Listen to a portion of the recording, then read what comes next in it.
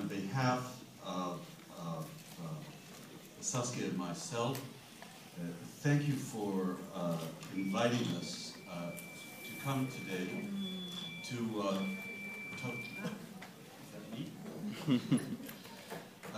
To talk to you about a project that we are involved in, which bridges the social sciences and the arts. And what we have planned to do today is that each of us will make a brief presentation of about 20 minutes.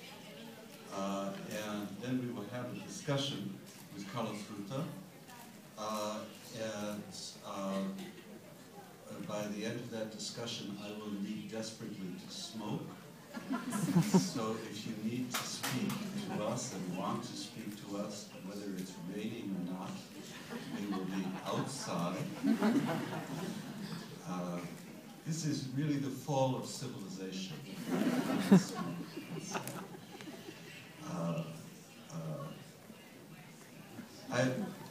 This project is called Teatro Mundi / Stage and Street. And it is an attempt to bring together people who study the conditions of creating modern streets, architects, planners, no government officials, not allowed, but people who actually make urban space, with people who make spaces for performance. And the notion is that for the people who do urban design and who are concerned with the condition of the city, that there is something to be learned from stage designers, lighting designers, choreographers, actors, and musicians about how to make more vivid urban streets. The background to this is that the art, or if you like, the craft of urban design is in a disastrous state today. If you travel through cities, new cities in China or South Korea, you see dead urban space everywhere, expensive dead urban space. So our notion is to bring this space to life. There's something that we can learn as designers from people who understand animation. And from the point of view of people working in the theater, the idea of this project is that they learn more about how to interact with the public. Teatro Mundi is not a new idea. It's basically a Renaissance, that's where the word comes from, it is a Renaissance idea of how to understand life in cities by understanding life on stage. And great Renaissance designers from Serlio all the way through Bernini worked in the theater as a kind of workshop, a laboratory for making urban cities. So this is the large design of this project. On its social science side, it's also an investigation of new conditions of street life, an investigation led by Saskia. And the stage and street part of this is led by me. And we are still managing to talk to each other here in this project. The project is located in New York, in London, and in Frankfurt. We're now about to expand to Berlin. But it's an open project. Our website goes live in 2 weeks, so you can begin to understand what we're doing. So I want to talk to you a little about the Teatro Mundi part of this project. And I'm going to talk to you about 3 aspects of this project that have concerned the designers who were involved in it. That is the issues of porosity, porousness between stage and street, presence, that is how we have a more vivid sense of presence of other people, and performance. And these three aspects, porosity, presence, and performance, indicate an increasing distinction between design for everyday life and design in the theater. And it's a problematic that those of us involved in the project are trying to understand. So it's a progression between something where there seems a unity to something where there seems a distance. So let me start with this. These are slides. You have to excuse me as a photographer. I could be better. Let me start with porosity. This is what porosity looks like. This is a half-moon theater. I'm just walking. Don't pay attention. We've seen this many. This is a project done in London. It's called Half Moon Theater. And this is a prototype that we're going to make of a traveling theater based on the same principle. And the idea is that literally the walls between the stage and street can be opened up like that. This is a mile-end theater. It's a dream for urbanists to make streets which are porous like this between the interior of buildings and the exterior. In the theater, what a project like this represents is the notion of informalizing performance. That is, anybody can walk into the theater. There are no tickets, as there were here, that kept you out in the rain. You simply walk in, and the theatrical space is something that allows you to come and go. And this represents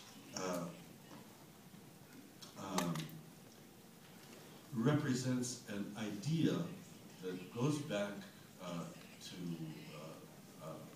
Brecht in modern times about the notion of that the 19th century bourgeois forms of performing art should be combated by porosity. That is an enclosed space, people need tickets, the discipline of sitting silently in the theater, that all of these things are ways, these formalized ways of theatrical experience are ways which are disempowering to the spectator. And you see this in a lot of kind of theatrical performance. I have a formation as a musician. When I was a young man, we always dressed, in concert tux. We never spoke to the audience. Today, musicians a third my age are accustomed to walking on stage in street clothes and saying, by the way, I'd like to talk to you a little about this piece of Brahms, which I'm just about to play.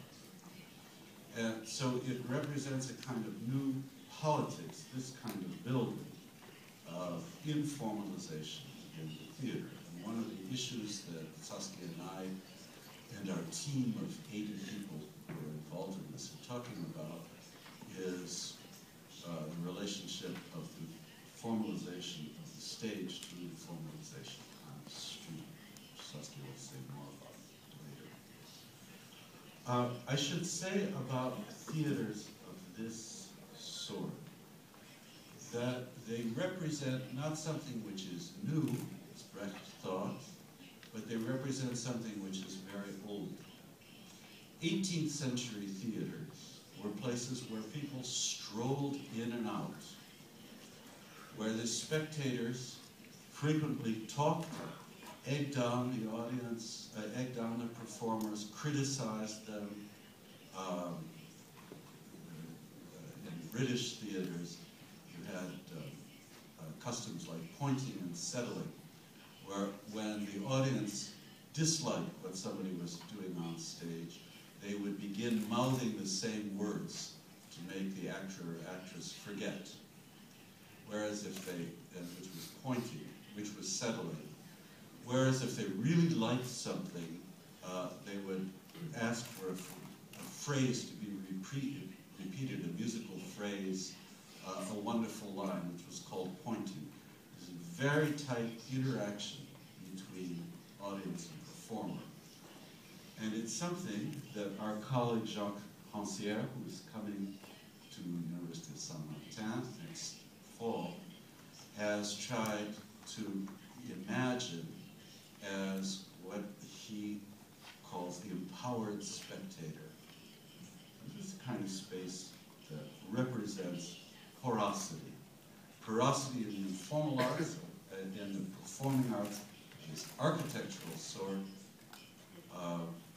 is an attempt to informalize the bourgeois conditions of theater. Now, the second aspect of this relation between stage and street has to do with presence. And here already we begin to see an ambiguity appear. I have so many slides. However, I'll just show you a few. This is an attempt by the architect Eric Perry to create porosity where there is a theater that's in a basement. And so these windows are all open to the outside. It happens to be in a forest. But the notion is that you should never be in a room like this, which is black. That you want to recover the naturalness of the outside. All of these windows open, and what you see straight ahead is space, openness, rather than enclosure of art. Here's a very bad way to make art. I'm not going to explain it to you. This is ways of taking, this is in London, this is the South Bank. It's ways of pursuing formalization. On the left, you see a building from the 50s, poured concrete building of the sort I see a lot of in Buenos Aires. And on the right, the attempt to formalize it by colonizing space formerly meant for cars. This is a particular, I am going to just tell you a little about this. This is a particularly interesting building made by a member of Teatro Mundi, who took another concrete hall and tried to turn the hall inside out so that this is a new concert hall for chamber music in New York. And what Elizabeth Diller did here was essentially make the center of the hall this restaurant. And from the restaurant, you can listen to performance if you like, or you can actually go in the hall. But this is the space of performance. It's a street. Now, so seductive. So you get an idea of what, for architects, this is about. The question of presence, of giving people a vivid sense of being in a performing space, is complicated because these designs all diminish.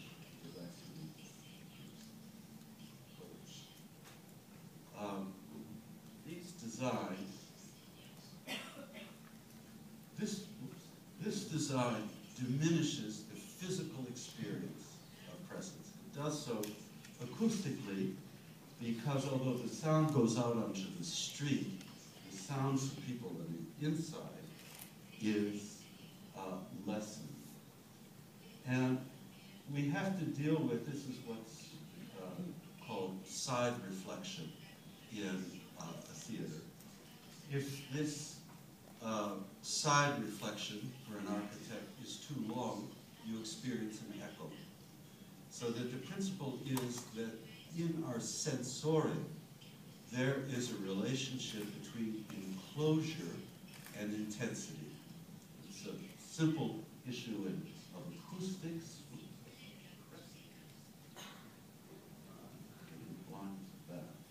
And you can see how it works in a theater like Boston Symphony Hall, the greatest acoustic theater in the world. And what it does is essentially compress the senses in order to enhance the sense of presence. The same thing is true when we do this with, pardon my drawings here, in terms of our vision. Natural vision, informal vision, is a cone of vision which is much wider than any stage could be. So that when we design this is an old-fashioned hall, when we look at the stage, we're really looking at much more than is on the outside. And the attempt to remedy that by straightforward sightlines, this is in Florence, produces a kind of tyranny to the body in order to be able to see clearly. This is Rancière's empowered spectator visually, but that is a spectator who is a completely disciplined body, face forward, just as you are. You're empowered to see this image, but you don't see one another. Whereas in this kind of theater, you're empowered to see one another, but there's a loss of presence vis-a-vis the stage. The redeeming feature of this theater is the outside. You don't know it's a theater. It's another issue. So what I just want to point out, and there's another problem with Teatro Mundi and Globe Theater. This is a modern form of the Globe Theater in which focus on the stage is lost because you're really focused on people outside. So the point I want you to understand about this is that the intensity of theatrical experience requires a certain kind of bodily discipline which works against informalization, which works against porosity. That's the point I'm trying to make. To have an intense acoustic or visual experience of what I'm doing, you have to forsake porosity. And what about in terms of performers and performance itself? Here I would say that we have the proposition that stretches from Bertolt Brecht to Jacques Rancière really comes into a kind of structural contradiction. And you can understand that structural contradiction by something called Diderot's paradox. In the 18th century, Denis Diderot wrote what is arguably the greatest treatise on the relationship between audience and performers, stage and street. And the paradox of Diderot that Diderot writes about is that if I, as a performer, were full of feeling the way you, as an audience, are listening to a piece of music, I would become progressively a disempowered performer. I have to step away from my expression. I have to feel less in order to make you feel more. That is, that there's an abîme, gulf, I guess you would say in English, between what a performer feels to be in control of those kinds of emotions which come across to the audience as spontaneous. Diderot says if the performer were full of feeling at every repetition, at every performance, after 2 or 3 times, he would be consumed by his or her own feeling and would convey nothing to the audience. It's a truth every performer knows. When I was trained as a musician, for instance, I was trained never to put into my face what should be in my hands, not to show what I was feeling. When you see musicians who seem to be swept away by the music, like Alfred Brendel, what he's really doing is just releasing tension in his body, but he's listening all the time, as though he were removed from you. So that there is a kind of, in order for me to perform well to you, I have to step back from sharing with you the emotion that you're sharing. I have to contrive it. And that's embodied in something called the Lecoq mask. Jacques Lecoq was a mime and started a school of performance, which tried by the use of masks, neutral masks, to instill in performers the sense that they had a distance from the public in order, particularly in terms of their faces, in order that their hands could do the work of expression. That is to say, the performer must alienate himself physically from being readable in order for his body to speak to performance. And it's a truth every performer learns. And in that sense, there is this, the enacting of Diderot's paradox. I've worn these masks when I've rehearsed with other musicians. And it's fantastic. Your body relaxes when you know that your face is neutral. In a way, to sum up this aspect of Teatrum Mundi, the problem is there is a difference from doing and being. The spectator is in the being of the performance and can submit with as little distance as possible to what's happening on stage. But the person who's doing it has got to not be in that Heideggerian sense. Rather, it has to contrive a filter which allows him or her to practice craft. I'm going to finish this by just showing you how this translates theatrically. And I'll show you a famous example of it. It's Wagner's, this is Bayreuth. And in order to create that distance between stage and street, Wagner covered the hood where musicians play with leather. I'll show you where it is. It's that. Wagner called this a mystisches Abgrund.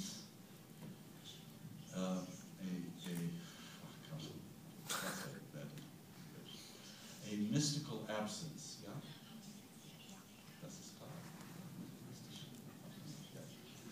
This red is the hood that goes up. And the notion was that the audience will concentrate more on what happens on the stage by not being able to see the musicians who are making it. So that's a bourgeois version of this very modern same procedure. I'd like to show you a theater which I think is, for me, the penultimate in dealing with this problem, and that's the Philharmonie in Berlin. And it's too tantalizing to talk about, so I won't. So I tried to give you an idea of how Teatrum Mundi works in terms of what people like myself, who are basically performers, performing artists, make of this relation between stage and street. And it's a progression. We want porosity. We want a porous relation between stage and street in order to do something within the confines of art, which is informalize performing arts. At the same time, we need presence. And presence means a deprivation of sensory, of what our bodies sensorially are capable of taking in, either in terms of sound or sight. And finally, to do the work of performance, there is a in my view, a necessary, with most performers, a necessary distance between the public and the performer, so that the public feels more than the performer and feels spontaneously. The performer has to wear a mask, listening, as we say in music, with the third ear. And this winds up, this split between performing and receiving, winds up as a philosophical problem that is between doing and being, a very Heideggerian problem. And what we're trying to do in Teatro Mundi is explore ways in which that split between doing and being can be healed. So I've just given you a very brief overview of what, from the streets and from the stage side, this project engages. And Saskia will now talk to you in a discourse which is completely at right angles to what I've shown you about what we're trying to understand about the street itself. Thank you very much.